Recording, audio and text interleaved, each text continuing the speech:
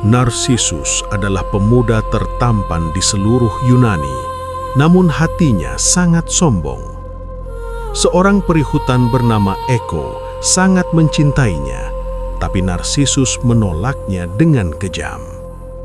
Mendengar tangisan kesedihan Echo, Dewi Keadilan, Nemesis, menjadi sangat murka. Sang Dewi pun menjatuhkan kutukan magis kepada pemuda yang angkuh itu. Suatu hari, Narsisus menemukan sebuah telaga ajaib yang airnya sebening kaca.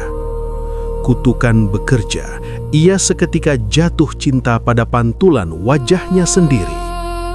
Ia terus menatap bayangannya, tak mau makan atau pergi, hingga tubuhnya melemah.